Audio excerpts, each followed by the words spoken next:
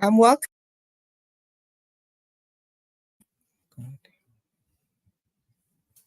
Welcome to Stay Lit with the Executive Chairperson of the NYDA Board.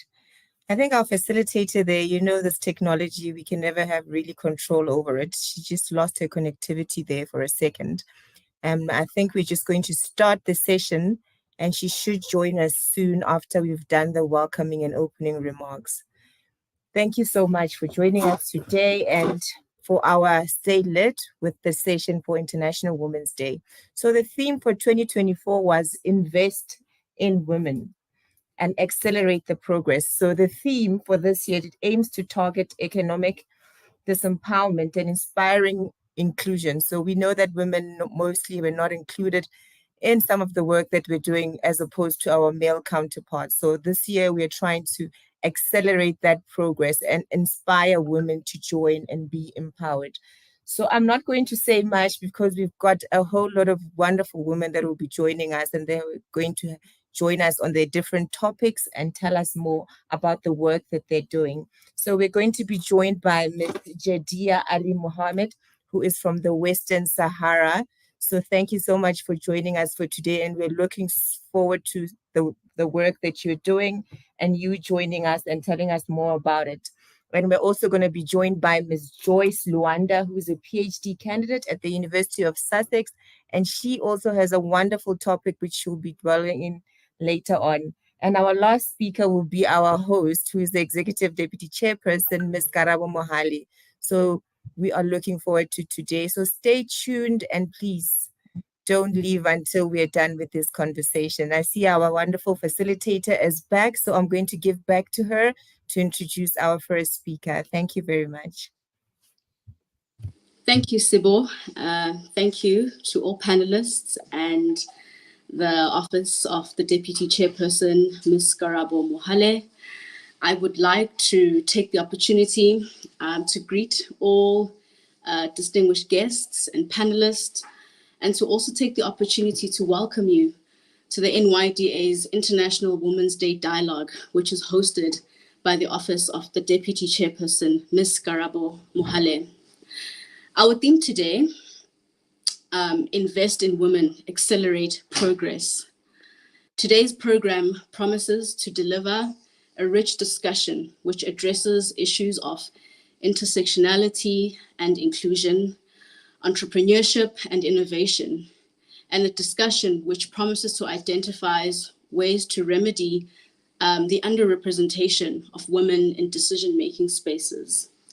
Ladies and gentlemen, youth and women, as we celebrate with African women, as we celebrate International Women's Day in 2020, as we celebrate International Women's Month in 2024, we celebrate African women in diverse sectors such as politics, art, science, and will aim to address critical issues that affect their lived experiences as women from across Africa.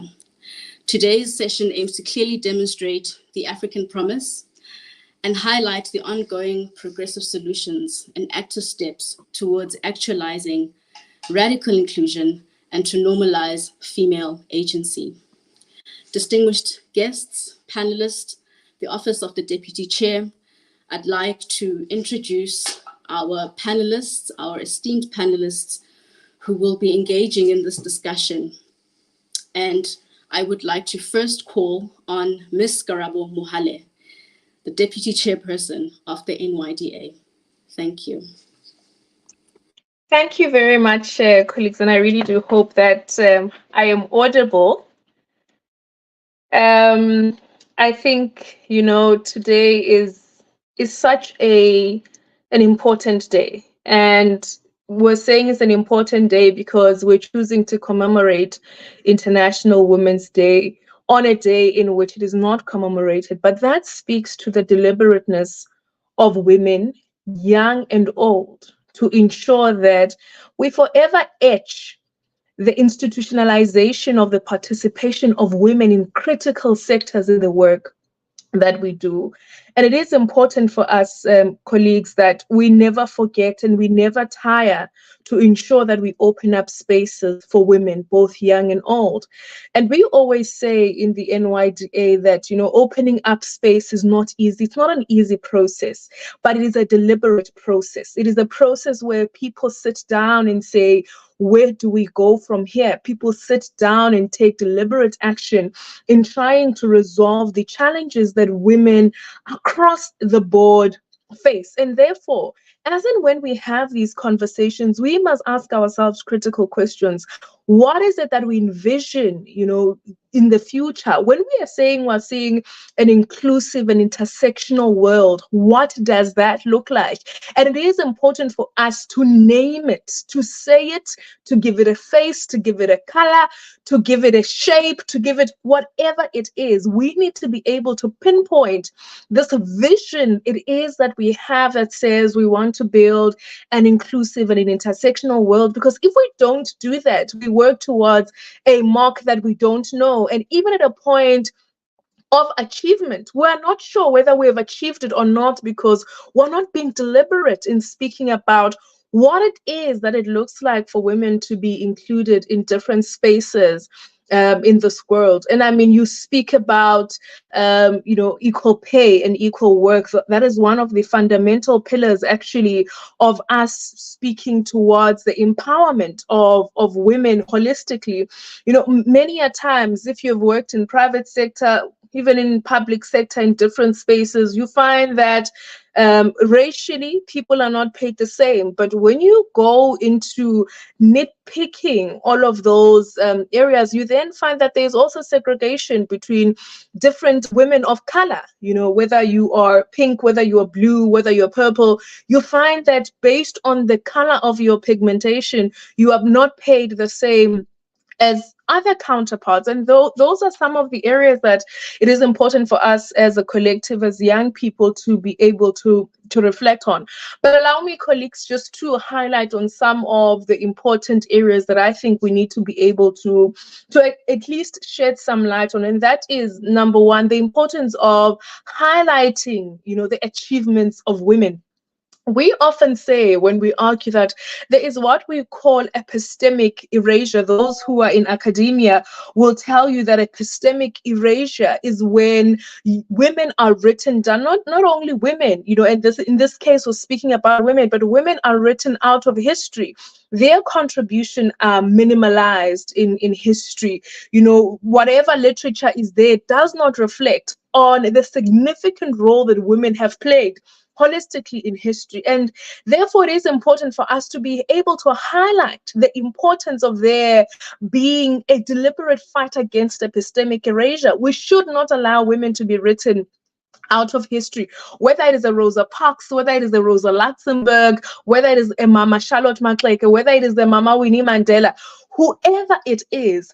We have to fight that these stories are written in a lens that fully conceptualizes the impact that they have had on society, but also the indelible contributions that they have made. And it is our responsibility as this generation of young women who needs to be able to stand up and say, we are going to fight against a movement that seeks to write women out of history, a movement that seeks to write women down in history. We often fight, I'm an activist in my own right, and we often fight that we need to fight against what we call the spirit of forgetting, that more often than not, when we remember pioneering figures who are women, whose shoulders we stand on today, more often than not, we remember them as just wives. We never remember the significant role that they played in society. We never remember the significant contribution that they made towards liberating women the world over. We often write them down. We often just remember them as what I would often argue as annexures to their husbands' legacies. And International Women's Day seeks to say we are more than just wives. We're more than just mothers. We are activists, we are doctors. We are specialists. We are economists. We are engineers. We are pilots. We are that which we choose to define ourselves as. And it is important that as this movement of women continues, as this movement of women persists to ensure that it shifts barriers, it shifts narratives, we then start to take ownership of that narrative. We then start to say, in these spaces, let's speak about women. Let's speak about the accurate contribution that women have made in the annals of history. Let's choose to be the young women who become the torch bearers of hope, but not only hope, but the torch bearers of speaking life to women who have walked before us, to speaking life to their stories, speaking life to the contribution that they have made. Secondly, colleagues, I think it's important for us to speak about the importance of us ensuring that we open up space for there to be, some level of equality, and not even just some level, for there to be equality in the access of not only education, but only conducive spaces for women to be able to access education. And the reason why we're saying conducive environment is because we're being deliberate.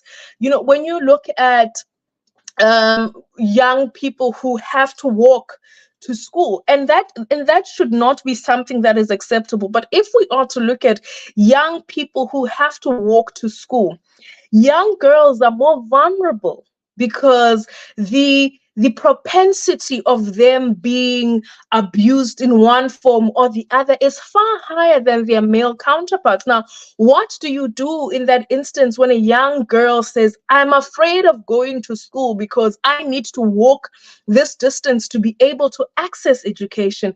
And that walk alone, creates and provides an environment for my life to be under threat, whether to sexual violation, whether it's to physical violation. There is a need for there to be a conducive environment. And when you are saying a conducive environment, you're saying young girls, young boys must be able to be safe in their quest to accessing education. And at a point where they arrive in these education facilities, that environment needs to be safe. That environment needs to be able to understand that young women will be going through their menstrual cycles every month. And how does the school or the education institution support the young girls in that sense, that they don't miss out on school because they don't have access to sanitary wear? How do we create a world that recognizes that young girls and young women too deserve to live in a world that is conducive, that recognizes that they too have a right to access education? And it is not only the question of access to education, but also covering back and circling back to ensuring that that space wherein they access education becomes a conducive space.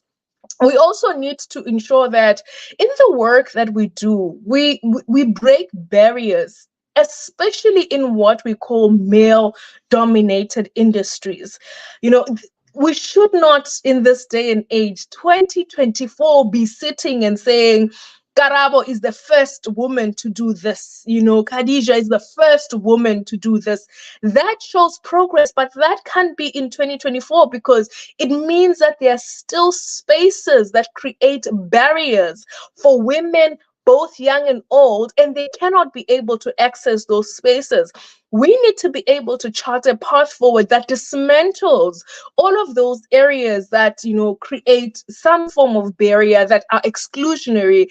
And really, even in how they accommodate women, they don't even accommodate women, because whether you're speaking to safety, the clothes are not designed for women, So I think there is a need, ladies and gentlemen, that as and when we reflect on the importance of International Women's Day, we bring all of these perspectives to the table and we say, what is it that we are going to do as young women when we envision an inclusive and intersectional world? What does it look like? What does it look like for an ordinary young girl who is in the periphery of economic activity, an ordinary young girl who is in the far-flung areas and does not have uninterrupted access to either electricity, to water supply, an ordinary young girl who is in a poverty trap and does not see a world outside of the squalor they live in. We need to be deliberate, change activists. We need to be young people who are deliberate in driving change, deliberate in driving positive change at that, and say, there is no time like the present, than for us to be able to stand up and actually fight for a world that is inclusive, that is intersectional. So as I conclude my remarks, I want to really appreciate, our peers who have joined this session and are saying they're here to play a role, not only in South Africa, not only on the African continent, but also across the globe. They want to be, those positive agents of change that become catalysts to us recognizing and realizing a world that is free of violence, a world that sees women being worthy of being presidents, of being ministers, being worthy of being, whether it's the SG of the United Nations, the face of leadership needs to be able to change. And we become those proponents through our actions, through our words, but most importantly, through remembering the words of Mam Charlotte Maxeke, who says, when you rise, bring someone with you. And I think as young women who are committed to the movement of opening and shattering glass ceilings and ensuring that as more spaces open on the table, we bring others along, it is an opportunity for us to also say, where there is no door, we're going to break down whatever wall that is there as a barrier. Where there is no door, we're going to build new doors so that more young women can be able to enter into the space. Thank you very much, Program Director. Thank you so much, Ms. Mohale. That was a very insightful intervention on us taking on the baton as young women, learning from the narrative that has already been crafted for us, but being clear and specific and precise on how we move forward. Thank you also for the intervention that speaks on this concept of solidarity, where we lift each other up as our circumstances are different in a modern African context. But this duty, where we learn from the shoulders that we stand on, to move each other along and ultimately also craft that equal space and learn together as we move along as young women across the continent. So thank you, Deputy Chair. I would like to then introduce our next speaker, Ms. Khadia Ali Mohammed, who is the member of the International Relations Department of the Sahrawi Women's Union. She is a human rights activist and defender from the Western Sahara, and I would like for her to please take the floor. Thank you. Thank you very much, moderator. And I would like to, thank you, Executive Deputy Chairperson, for that insightful and valuable intervention.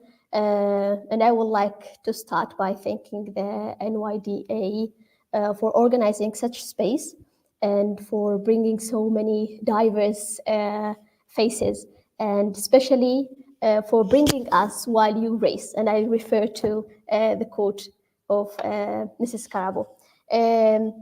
So my intervention will be about the work that the women, the Sahrawi Women Union does in the refugee camps, the Sahrawi refugee camps, and I refer only to the refugee camps because due to the Moroccan occupation of part of my land, we don't have, as union, as women's union, we don't have access to the occupied territories. So we cannot work with women under occupation, and the Moroccan Sahrawi women living in the occupied territories. So the women's union in the Sahrawi camps plays a crucial role in addressing a range of issues to gender equality and economic empowerment in the context of the Sahrawi community. So the situation of Sahrawi women, marked by, of course, historical and sociocultural challenges, requires a global and comprehensive approach that tackles both structural and cultural barriers, as Mrs. Karabo mentioned before. We should, and that's what we do, target the barriers that prevent women from that economic empowerment, especially to achieve significant progress in areas such as gender pay gap, access to economic opportunities, internship, etc. But firstly, allow me to, how can I say it, not take so much in explaining the work that we do in terms of the gender pay gap, because I can proudly say that it's not so acute in the Sahrawi camps. But even despite that, the organization or the union focuses on advocating for policies that regulate equal pay in the cases where women are paid less than their male counterparts for equal work, and that the work should be valued equally. Additionally, the women's union, the Sahrawi women's access to economic opportunity is crucial for the empowerment and development. And the union, the work that the union does here is to try to remove barriers that hinder equal access to employment, along with training and professional development in related areas. This include, among other things, promoting vocational and educational training programs, specifically targeting women, whether in the camps or abroad. And abroad, I refer that if opportunities for international trainings are presented to the union, so we send qualified female colleagues to be trained abroad. So this serves to bring in new best practices and lessons learned elsewhere and in different contexts that may be of good use for us in the camps. And in the future, once we get our independence, to also implement those best practices that we have been, that we have been gaining here, to implement them in the national territory, as well as advocating, of course, for policies that support women's participation in key economic sectors. So with regards to entrepreneurship, is another area where the Women's Union is actively involved, recognizing the potential of women as agents of economic change. The union promotes female entrepreneurship through training programs, mentorship, and access to financial resources. And I will explain a little bit what I meant by access to financial resources. This may involve establishing women-led businesses, developing business support networks, and collaborating with financial institutions to facilitate access to loans and investment capital for female entrepreneurs. So here, access to financial resources. We live in refugee camps, so most of our we rely highly on international aid. So as we don't have access to our natural resources, and we are not sustainable financially speaking,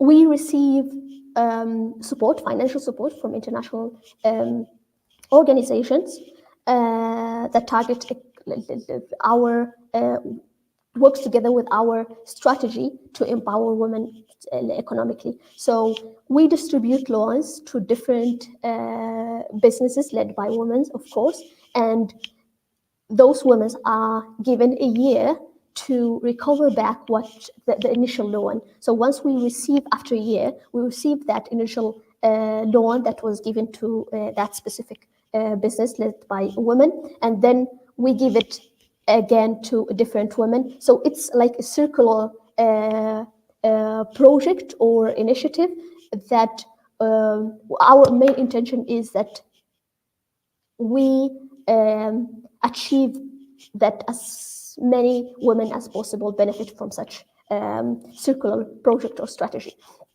On financial education is financial education is another important aspect of the women's, of course, economic empowerment. And here the work that we do is to provide women with the knowledge and skills necessary to make informed financial decisions and manage their resources financially. And again, it's whether at home or in a formal position, to equip them with the necessary tools.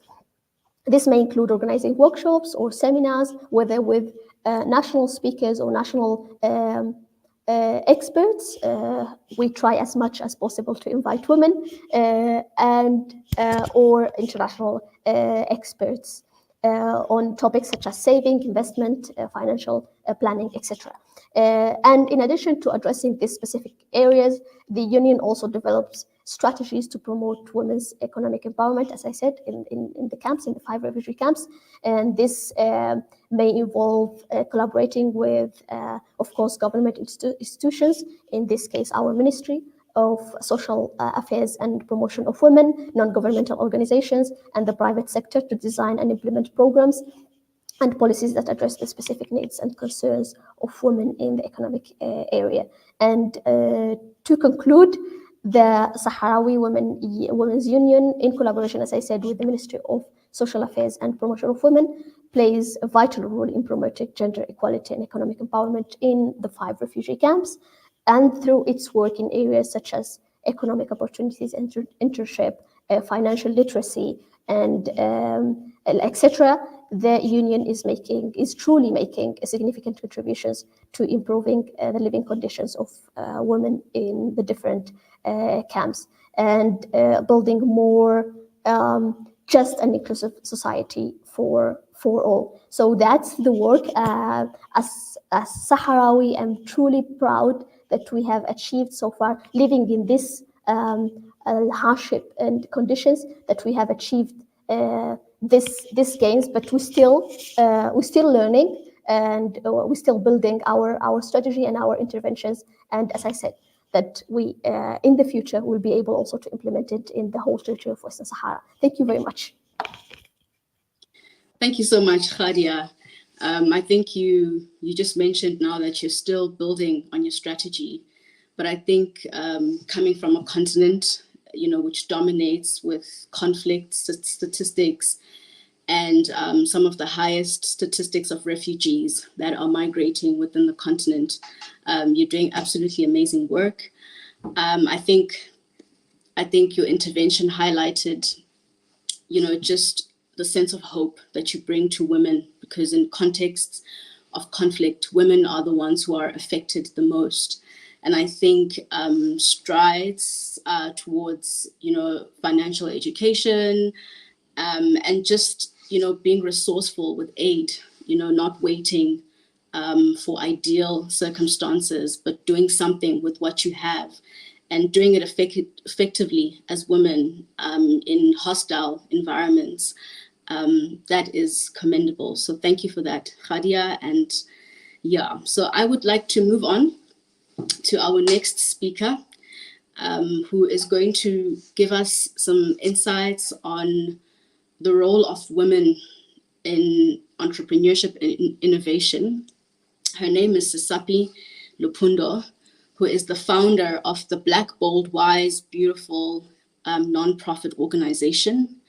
Her efforts and time are mainly dedicated to her passion for innovation, business, and community welfare, leveraging a strong work ethic and leadership skills to drive positive change and to foster sustainable development amongst African youth. She does this through redressing various imbalances and providing solutions in an attempt for African girl and boy children to reach their full potential. Thank you, Sisapi, and welcome to the webinar. You have the floor. Hello to everyone, and thank you for having me. Firstly, I would just really like to speak on statistics and just mentioning some that are worth noting. So according to the World Bank, globally, an average of more than 30% of women entrepreneurs work within traditionally female sectors. This is 63% within the African region. Factors such as norms, childcare, additional family responsibilities, household work, and safety are impacting the participation of more women entrepreneurs in formal or larger sectors. About 51% of female investors are likely to invest in a startup, make an impact aligned with their values, and around 45% of female investors are likely to invest and make the world a better place, in comparison to just the 23% of male investors. Globally, only a quarter of countries have equal rights for women and children, and according to the World Bank, out of 141 of these countries, are covered in the Women Business and Law database. Only 38% countries have set out equal legal rights for men and women, and these rights would be essential for women in business, like opening a bank account, getting a job without permission from their spouse, or simply owning or managing property. So now my purpose for today is to really highlight the importance of Women's Day. And it's essential for me to lend my voice and recognize and honor the pivotal role that women play in entrepreneurship and innovation. I really want to emphasize and truly speak to the essence of Black women. This day is not only about acknowledging achievements, it's about amplifying the voices and acknowledging the barriers faced by various women and what they've done to overcome the global landscape of business and innovation, which speak to the current landscape that we find ourselves in through striving in events of adversity such as COVID, and I must say the various complex issues that our generation face. Women's Day is about acknowledging barriers faced and transforming the potential we hold in driving economic growth and societal progress. In the fast-paced world of technology, where disruption is the norm and innovation is the currency of success, and women are making their mark in unprecedented ways. From groundbreaking startups to established tech giants, women entrepreneurs and innovators are at the forefront of change and shaping industries and revolutionizing the way that we live life and the way that we interact.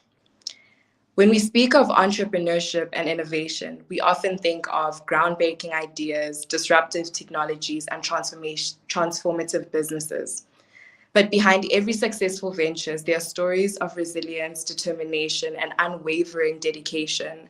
And too often the stories of women, especially African women, who are overlooked and sidelined. The reality is that women, and particularly Black women, are driving forces in entrepreneurship.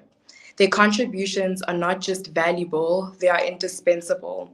They bring unique perspectives, insights, and talents to the table, enriching industries and societies. One cannot overstate the importance of diversity in entrepreneurship and innovation. Diversity fosters creativity and drives innovation, which obviously leads to better decision-making in the boardrooms. When we exclude women, and especially Black women, from entrepreneurial and innovative ecosystem, we miss out on a great deal of wealth, talent, ideas, and perspectives.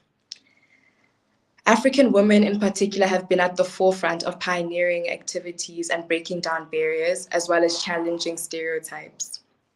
Despite facing obstacles and biases, we have risen to the occasion, carving out the places such as leaders, innovators, and trailblazers. The main issues are access to funding, network, and support services. These remain a significant obstacle for women-led startups, hindering their ability to scale and thrive fiercely in the competitive landscape. Despite the fact that women cannot overbear their male counterparts, it's important to understand that despite these proven benefits of diversity and inclusion, women continue to be underrepresented, especially in the technology sector, both as entrepreneurs and leaders. This lack of representation not only perpetuates gender inequality, but also stifles innovation and limits economic growth. There are immense opportunities waiting to be seized. By investing in women entrepreneurship and tech, we can unlock the untapped potential to drive innovation and fuel economic prosperity. When women entrepreneurs succeed, they create ripple effects that extend far beyond their businesses. They inspire future generations, challenge stereotypes, and pave the way for greater gender equality in the workplace. More, however, they bring unique perspectives and insights to the table. To fully enhance economic potential of women entrepreneurship in tech, we must address the systematic barriers which hold them back. Providing greater access to funding and investment opportunities, creating supportive ecosystems that nurture their growth, and foster inclusive cultures that value diversity and empower women to thrive. Additionally, we must promote initiatives that support STEM education and mentorship programs, equipping women with the skills and resources that they need to succeed within the technology sector.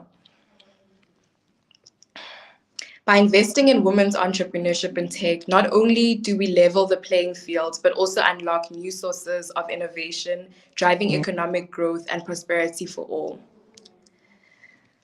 We need to recommit ourselves to building a future where women entrepreneurs and innovators can thrive, where their contributions are valued and recognized, and where gender-based violence has no place. It would be honestly wrong for me to not speak on gender-based violence or to ignore or minimize the impact of gender-based violence. Not only is it morally wrong, but it also perpetuates a culture of silence and impunity. It sends a message to survivors that their pain is insignificant and that their voices are unheard. It allows perpetrators to continue their reign of terror unchecked, perpetuating cycles of violence and trauma. We must also confront the harsh realities that many women face, particularly in South Africa, where gender-based violence remains pervasive. It's a stark reminder of the inequalities and injustices that persist in our society and demands urgent attention. The statistics paint a grim picture. South Africa has one of the most highest rates of gender-based violence in the world, with women and girls disproportionately affected every day. We hear harrowing tales of women being subjected to physical, sexual abuse, where their dreams and futures are destroyed and futures are stolen.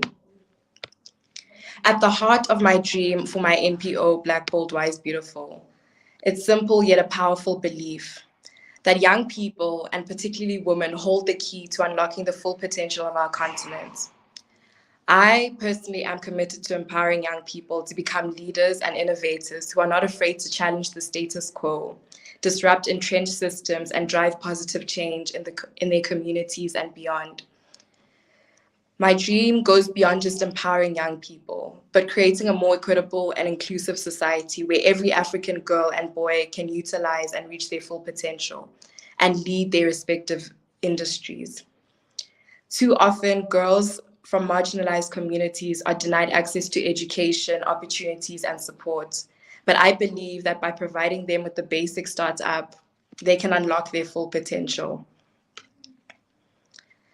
Too often, these voices are silenced and unrealized. However, I refuse to accept this as the norm. I believe that by investing in women, we can unleash a wave of innovation, creativity, and change that will transform Africa and internally the world. It is through commitment to create a world where every woman can pursue her dream and aspirations without fear of violence or oppression. And as we celebrate the successes of women in their respective industries, we have to reaffirm our commitment to supporting and empowering women entrepreneurs in agriculture and technology and various other industry spaces. Let us recognize the immense potential of women-led innovation in driving positive change and building a more resilient, inclusive, and sustainable world. Through bridging the gap in access to resources, information, and markets, and by harnessing the power of technology and entrepreneurship, we can create a more equitable food system that benefits everyone. Thank you. Thank you, Ms. Lupondo. Thank you for reinforcing African women's commitment to overcoming barriers and their commitment to overcoming, the barriers, the systematic barriers that hinder them, but also their commitment to being open to learning and understanding emerging sectors such as tech, moving with the times. Thank you for your intervention, which also focused on the statistics of gender-based violence. And really what I got from that was just the fact that when you empower women economically and support their innovation, you then begin to socialize them differently. And I think what stood out from your intervention was the need to support women so that they are able to multiply their resources, and to also understand African women, the various entrepreneurial ventures that they have, and really a need for, I guess, bodies to take their ideas seriously and to support them so that they are contributing effectively towards their economic context at national and continental level. Thank you for that.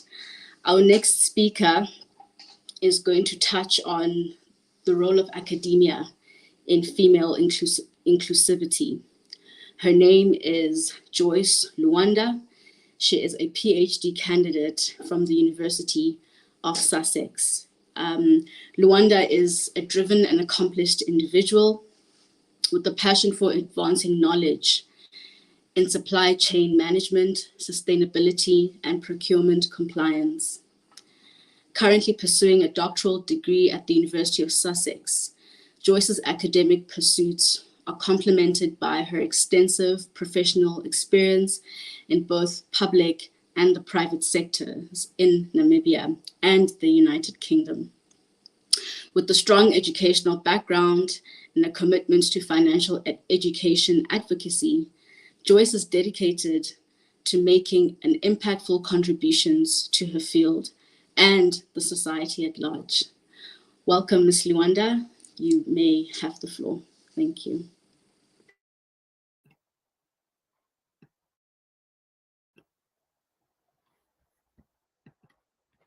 Thank you very much. Thank you very much for having me. I extend my warmest greetings to each and every one of you. It is an honor to stand before you to represent women, not just myself, but the incredible journey of women in academia, not only in Namibia, but across the globe. Namibia, a land of vast beauty and rich culture, has recently celebrated a significant milestone in its population, reaching over 3 million inhabitants. Despite our small size, we face similar challenges and celebrate similar triumphs as many other nations, particularly when it comes to the advancement of women in academia. Allow me to provide a glimpse into the remarkable progress that has been made in my country, Namibia. Just over 3 decades ago, we won our independence and became a free nation, laying the foundation for a nation built on principles of equality and opportunity. In the recent years that followed, the establishment of the University of Namibia in 1991 marked a pivotal moment in our educational landscape. Since its inception, the University of Namibia has been a beacon of hope, empowering countless individuals to pursue their dreams through tertiary education. Over the past 30 years, from 1992 to 2022, a staggering 66% of all graduates across various fields have been female, with 42,000 females compared to 21,000 males. This figure is not just a statistic, it is a testament to a remarkable dedication and talent of Namibian women. Yet, as we celebrate this achievement, we must acknowledge this journey ahead. While the number of female graduates is impressive, there remains a disparity in the representation of women in the upper echelons of academia. Men continue to dominate these spaces, but rest assured, the tide is shifting. We are witnessing a steady rise in the percentage of female researchers in Namibia from 39% in 2024 to 50% in 2022. The progress is not by chance, but is a result of deliberate investment and support from the Namibian government. initiatives targeting the empowerment of girls and women in academia have been introduced, paving the way for more inclusive and diverse economic landscape. In August of 2022, Namibian female engineers came together to celebrate women in engineering under the theme Empowering Women is a Revolution. This celebration has since become an annual event supported by UNESCO, serving as a testament to the global recognition of the importance of women's contribution in STEM fields. Now let's dive into how statistics and information about Namibia's economy and academia relate to various aspects of women in academia. The statistics provided highlight the significant presence of women in Namibia's academic landscape, with 66% of graduates being female. This demonstrates a strong representation of women across different academic fields and levels, from undergraduates to researchers. Let's take a moment to reflect on the journey of a young woman named Nangula, who overcame numerous obstacles to become the first in her family to pursue a university education. Nangula's story is not unique. It is a testament to the resilience and determination of countless women who defy societal expectations and pursue their dreams in academia. Today, Nangula Kauluma is a CEO of F&B Retail with a strong academical background, holding an MBA from Stellenbosch University and a board director certificate from Duke University. While the number of female graduates is promising, there is still a disparity in the representation of women in leadership positions within academia. This reflects the challenges women face in advancing their careers, including gender bias and systematic inequalities in promotion processes. Imagine a world where every young girl is encouraged to dream big and reach for the stars. This is the world we envision, a world where gender does not dictate one's opportunities or aspirations. By investing in mentorship programs and leadership development initiatives, we can empower women to break through the glass ceiling and assume leadership roles in academia and beyond. Coming from an African country, many women and the society at large believe in family. However, childbearing can often be a hindrance to the academic advancement of women. It is a positive indication to witness the upward trend in the increase of female researchers from 39% in 2024 to 50% in 2022, suggesting progress is achieving a better work-life balance for women in academia. However, more efforts are needed to address issues such as maternity leave and child support to further support women in balancing their academic responsibilities with family commitments. Balancing the demands of academia with family responsibilities can be challenging, but it is very important.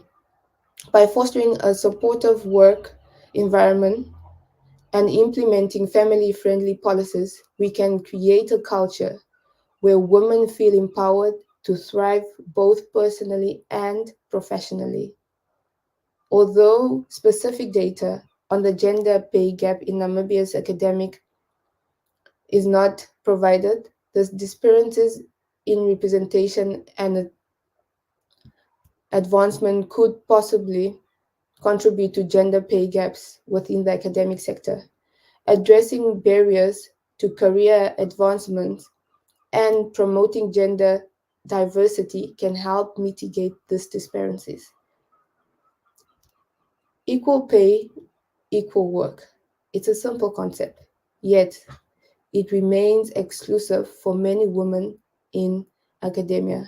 Let us reaffirm our commitment to closing the gender pay gap and ensuring that women receive fair compensation for their contribution to the academic community.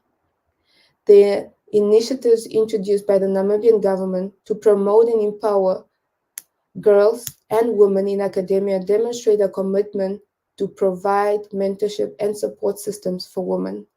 These efforts are essential in fostering an inclusive academic environment and promoting gender diversity.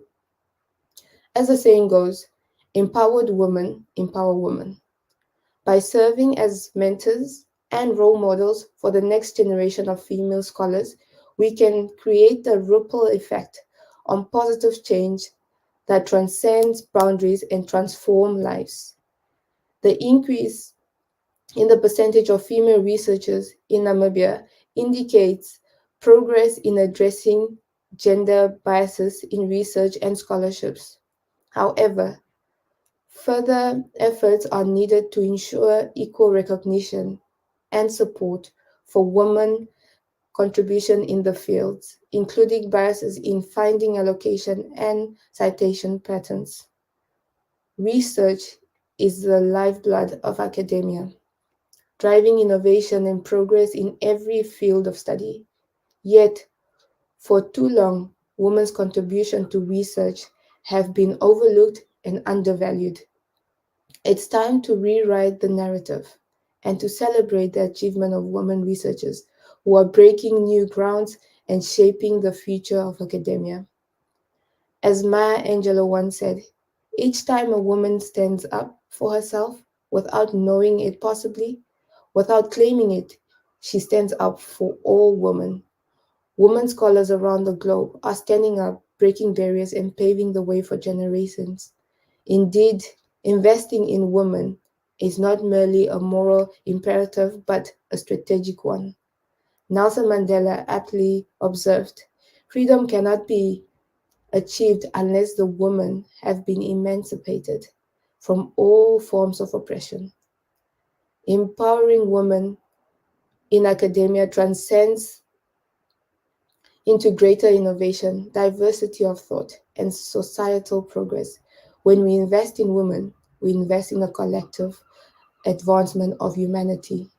So, in summary, while Namibia has significant strides of advancing women in academia, there is still changes to overcome in achieving full gender equality by addressing barriers to representation, career advancement, work-life balance, mentorship, and research support. We can create a more inclusive and equitable academic environment where all individuals have equal opportunities to succeed and thrive.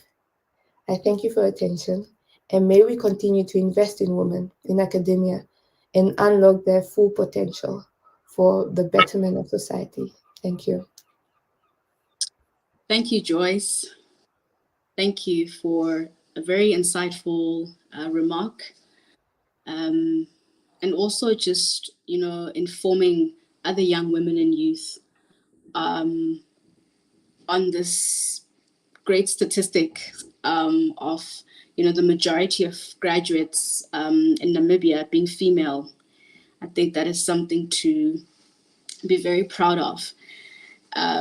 From a policy-making perspective, we know that women occupy, young women, Namibia is known, for empowering young women in politics, having appointed the first youth advisor to the presidency coming from Namibia, currently the youngest serving minister, serving in a portfolio such as ITC, coming from Namibia. And so I think when you highlighted that statistics, I kind of understood, what your academic institutions are producing in terms of leadership, particularly in politics and ITC. And making note of the fact that, even though that some have that story, those women who advance in academia need to be supported, because the everything starts with research. You know, you need the research to be able to move forward in any process.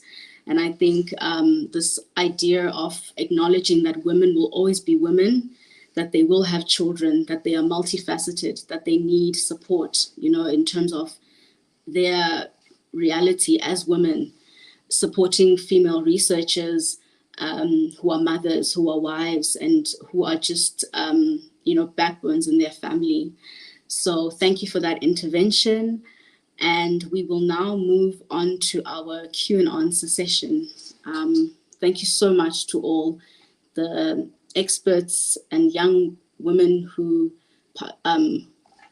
gave, you know, their introductory interventions on our topic today in investing in women and accelerating progress. And we will now move on to our discussion, where we can just, you know, have a more in-depth discussion on this concept of what it really means and what it really will look like if, you know, sufficient investment is put into women empowerment, and how exactly will our lives be accelerated and improved. So thank you so much to all the panelists, and we will now welcome any questions from our attendees and viewers online. Thank you.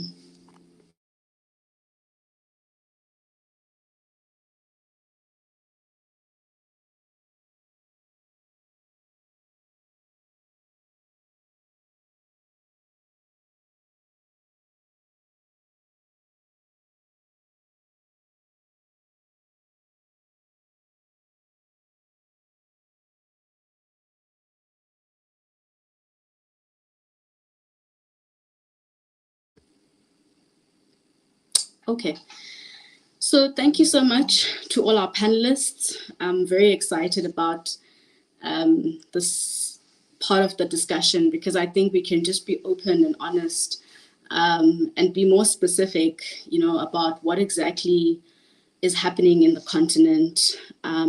Being from South Africa, there are many opportunities in my context that I think I've been able to appreciate and kind of work with as a young woman who has certain aspirations. But I think, you know, this is a great opportunity as women who come from various regions of the continent to maybe look at the space as a whole, and to highlight, you know, some of the progress, and just to gather some ideas for other young women out there who want to, you know, be active in the sectors that they are involved in. But not only that, you know, to really share with other young women and other young African women on how to advocate for the things that they desire, how to work with their domestic contexts, and really kind of shed some light on that. So I think I'm going to start with Khadia, because she works in an environment, in a very sensitive environment. You work with refugees, and you work in environments that are very sometimes difficult to identify the opportunities or to communicate those opportunities to women who are living traumatic lived experiences. From South Africa, we have, you know, frameworks, national frameworks on women empowerment and gender equity. But we have other frameworks that are crafted by continental bodies, such as the African Union, which also create an enabling environment for women to kind of plow in and to promote their entrepreneurship. So I just want you to share your opinion on, you know, the frameworks that we have on the continent on women, peace and security, youth, peace and security, and the more the frameworks on the continent that speak to economic empowerment, such as the AFCFTA Protocol on Women and Youth. But I'd like you to also maybe shed some light on how women in refugee sites, how women who are really ridden by conflict, can plow into those frameworks and how your organization sees those frameworks in being able to improve the lives of women who are victims of conflict. So thank you, Khadia. I'll let you have it. Okay, thank you very much for the question. I will try to address the different points that you have mentioned. I must say that I work with refugees, but I am part of those refugees. So I am a refugee myself. We operate so we have our HQ in one of the 5 camps, but in the 4 remaining camps, we have what we call like regional offices, because of course our 5 refugee camps are named after cities in our occupied cities in Western Sahara. So the challenges are multiple. Like I've given you like a positive picture of or the achievements that we have gained so far, but the challenges are multiple because, as I said, we rely mostly on international aid, and I will shed light on a point that makes me really sad is that most of the international aid that we receive is from Western countries. We have few countries in the continent where we receive like international aid. I can name South Africa, I can name Namibia, I can name Algeria, where we are hosted. But I think other African nations can really, not only our context, but we can also move to the context of refugees in Sudan, refugees in Chad, refugees elsewhere in our continent, and we should not wait for our ex-colonizers to be our supporters, because we know that that support has a double face, right? So I will be, as a Pan-Africanist, I will be more welcoming in terms of receiving unconditioned support from African countries rather than receiving support from elsewhere.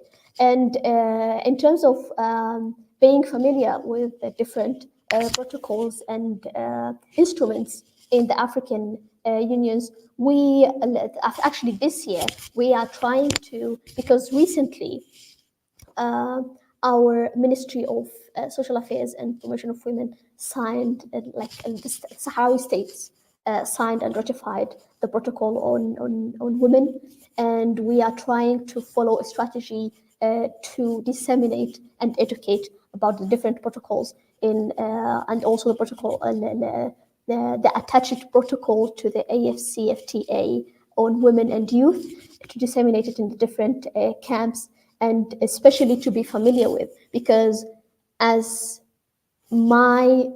our situation is a situation of occupation and we live in refugee camps, most of the activities, let's say, in terms of trade and exchange of goods and movement of people, and that's what the main objective of the AFCFTA.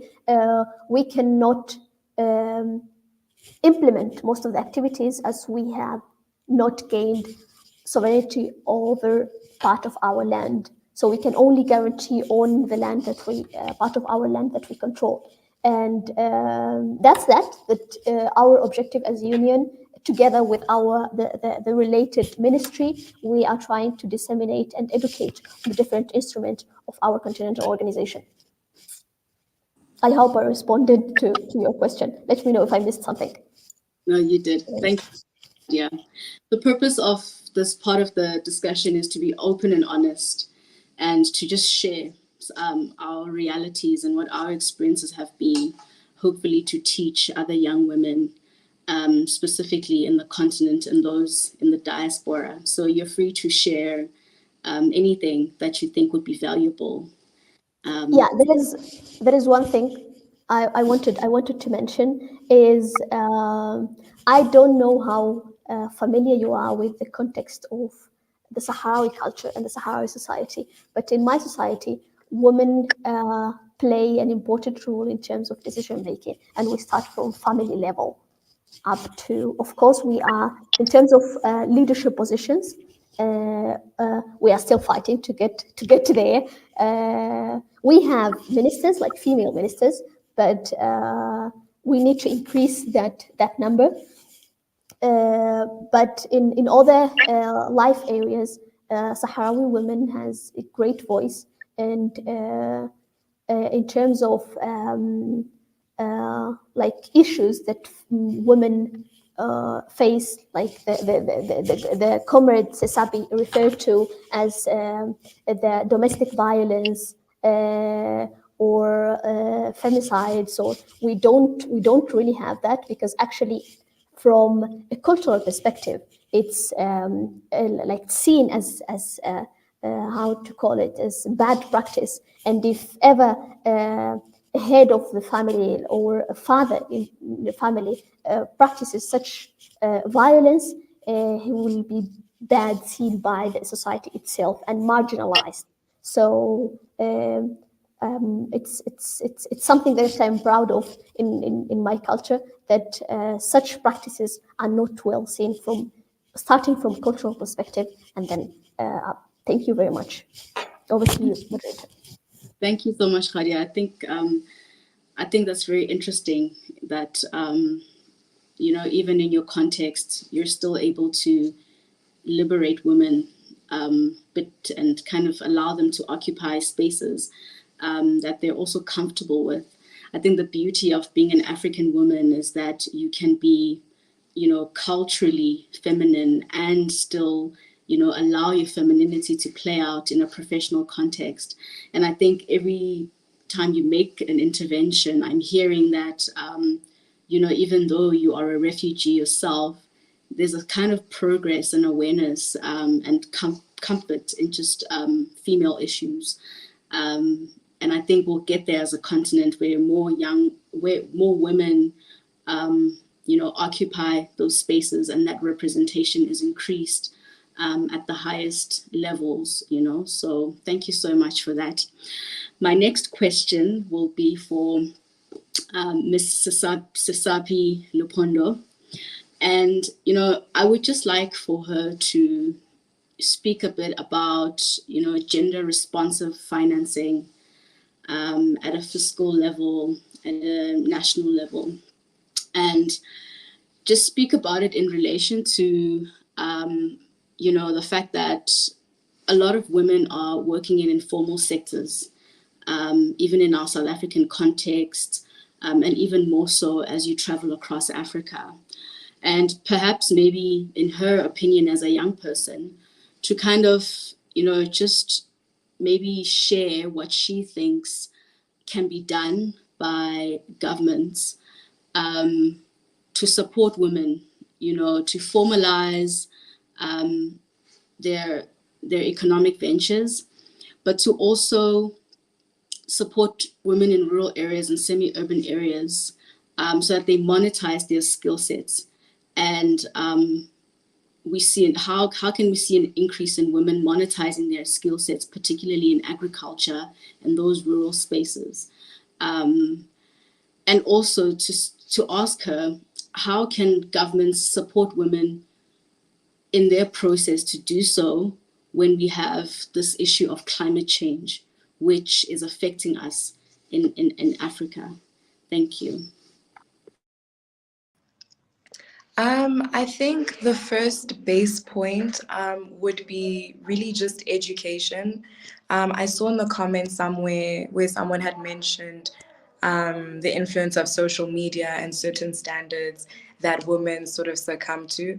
I do think it all draws back to education. So government would most definitely invest more within the education spectrum, but on a proactive scale in terms of telling girls that they can be leaders and, having programs that advocate for that instead of rather just, letting it be known through a textbook. But I think that within the educational space, the government could invest more into proactive programs that allow girls to actually see their full potential, even if they are coming from a underprivileged background.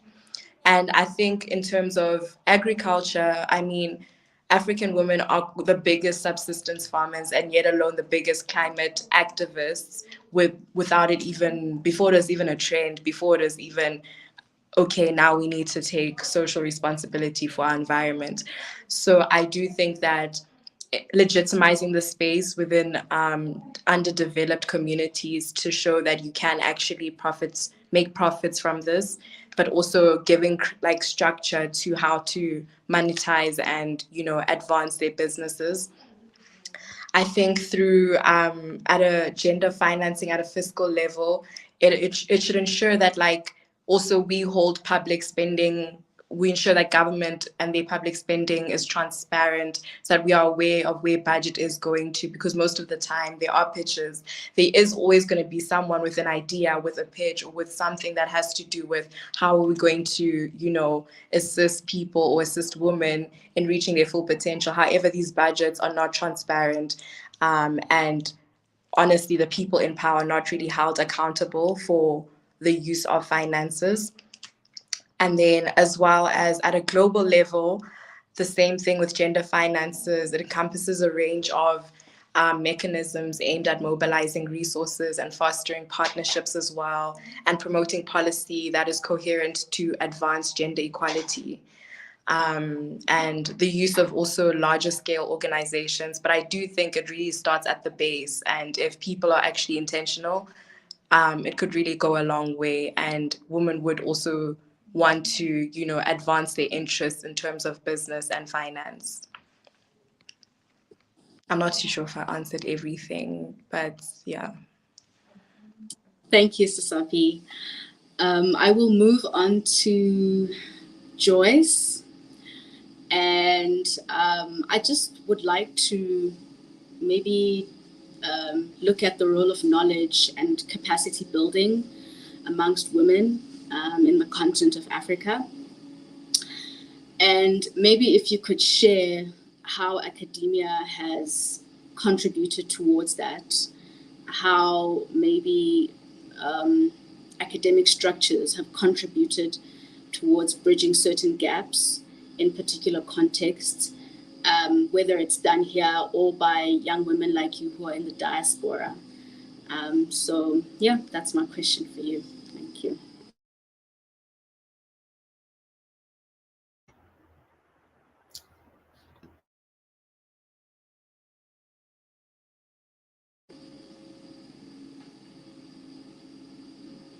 Am I audible?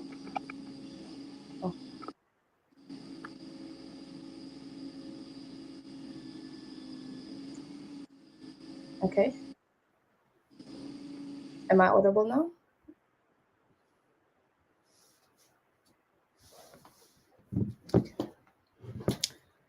The role of knowledge and capacity building in Africa. And so it's crucial for empowering and empowerment and societal advancement.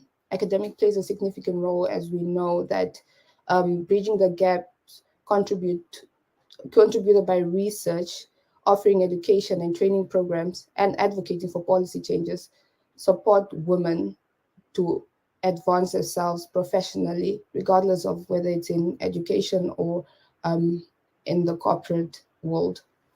So through research and academia, we can identify the specific needs and challenges faced by women in various sectors, such as healthcare, entrepreneurship, and leadership. This knowledge then helps us to design the targeted capacity needed in order to design policies and mitigating strategies for academic institutions and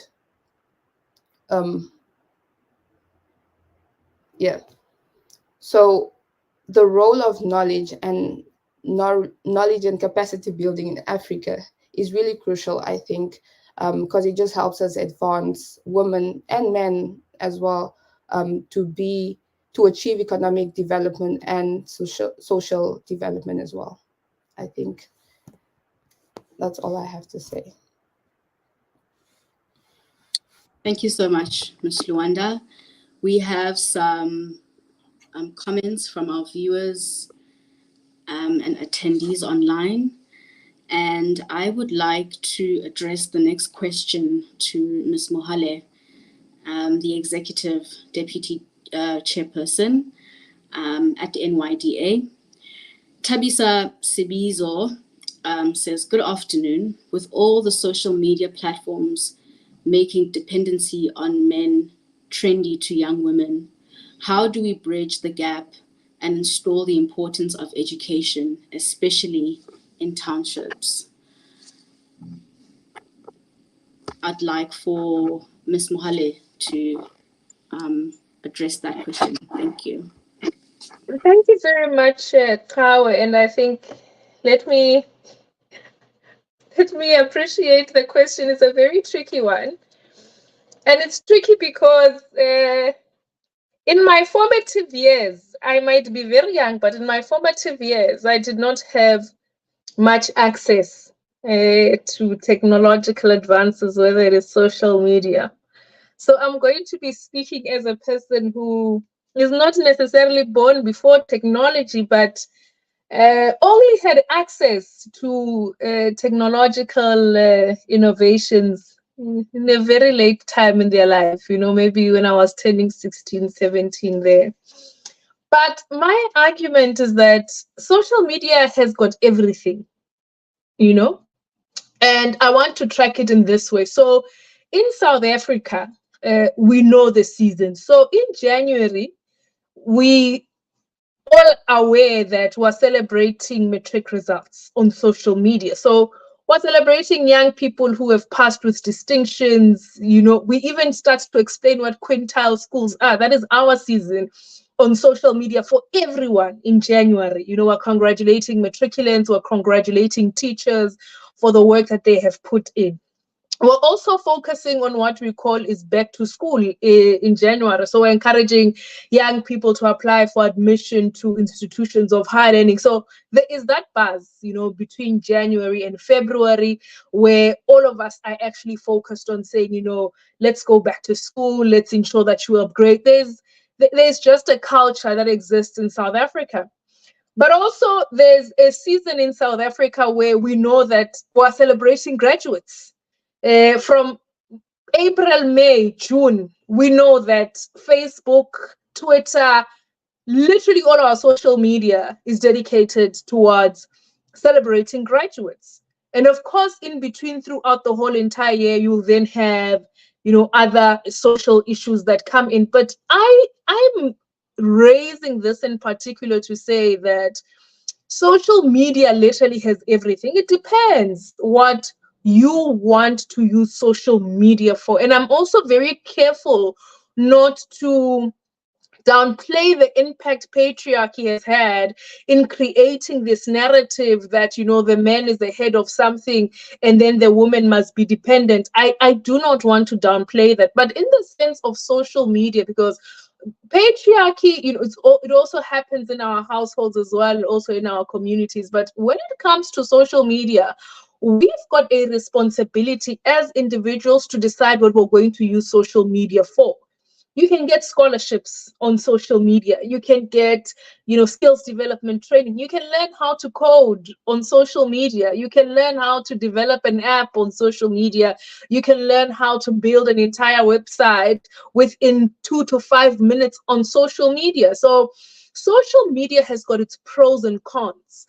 But I think the challenge that we have as a people is that we really want the easy way out. We've got this thing in our minds that, if I can get the quickest way to success, then let me take that option, because perhaps there is not, this instilling of a belief that we all need to work hard in order for us to be able to achieve something. So whether it is triple M schemes on, trading, whether we're giving our money to people who lie to us, on Bitcoin, whatever it is, we've got a tendency of wanting the easiest way out when it comes to life. And I think perhaps what we then need to do is to then start to find creative ways, especially in our schools, because schools are actually one of the places where children spend most of their times in, to start instilling that level of hard work, to start instilling that discipline that nothing in life comes easy. And therefore, you need to be able to put in the work and put in the effort in order for you to be able to reap what you sow. But I also want to say I loved the analogy that Joyce made of Nangula. In South Africa, we call Nangula Tintswalo, right? And the story of both Nangula and Tintswalo are stories of young girls who grow up in previously disadvantaged environments, but fight for themselves and fight for their own voice in a world that would not ordinarily recognize their voice. And there is no one that is going to change the course of someone's life. There's no one who's going to perform a miracle in another person's life. You have a responsibility as a person. We can encourage you year through year during January, showing you young people who have achieved distinctions while not having access to electricity, not having access to the internet, not having access to the library, to show you that it's possible. We can also come back and motivate you of young people who have graduated with NSFAS and bursaries, who come from previously disadvantaged backgrounds. But if you as a person do not take the responsibility for your own life and your own actions, we might not be able to create a platform where you see yourself as an Angola or a Tintswalo because you would have chosen an easy way out. And I think it's our responsibility to literally encourage each other, in our different communities, in our different spaces, that indeed hard work does pay off. I'm doing my second master's, and I always say to my team in the office that, once you start, the only challenge you're going to have is that you might be stuck at getting too many masters and not doing a PhD. But once you start, you get to appreciate that you don't know what you don't know, and you get to appreciate, the pleasure of learning and growing and amassing new skills, amassing knowledge, going into a space with different people and learning different skills, learning different ways of thinking, seeing the world in a different way, because education gives you a new pair of eyes. It gives you a new pair of spectacles where you see a world that is possible. You see a world where nothing under the sun is out of reach for you. That's what education does. It gives you this crazy world that you're saying, no, guys, I can fly to the moon and come back and fly again. That's what education does. And because it's possible, to work to actually towards attaining some of those goals and dreams that you have. So I think I just want to say my parting shot on this is that social media has got everything. We use social media for what we want to use it to. And the weirdest part is that algorithms also assist you to be stuck in a particular segment, and that's the danger. So if algorithms see you Googling a certain person that projects a certain life, they are going to show you your interests. But if you use social media to Google scholarships, in international universities, you're going to start to see more of those opportunities coming up. Thank you very much, Tara. Thank you so much, Ms. Mohale, and thank you so much to all our panelists. Thank you so much to everybody who took the time to empower themselves, to make use of the platform of solidarity, and to celebrate women and the amazing work that women, young and old, are doing from across the continent. And, just to kind of come together and fellowship as women, learn from one another, and really, make use of the spaces where we can just come together as women, celebrate ourselves, and reinforce our desires, reinforce our aspirations, but to also not wish, but to share solutions on how to achieve our personal goals, our collective goals in our national contexts, as well as just to create a thriving atmosphere where women are at the forefront, and women occupy true equitable spaces, and make substantial contributions in our continent's development. So thank you so much to the Office of the Executive Chairperson, Ms. Karabo Mohale, and her amazing team for the empowering platform for young women, to learn and to also expose women. NYDA is our youth council, which we are so proud of in South Africa. But I think shedding some light on various contexts that young women who's now, in matric has a better understanding of how to navigate certain blessings that she has, like the internet, and to make that work, in the context of bettering her legacy and her lineage, and in turn, her country's development. So thank you so much to the Office of the Deputy Executive Chairperson for the webinar and the dialogue on the importance of investing in women and how that yields results in accelerating progress. And with that being said, I would like to hand over to Ms. Sibulaisi Peha for the closing remarks on behalf of the NYDA. Thank you so much to everyone.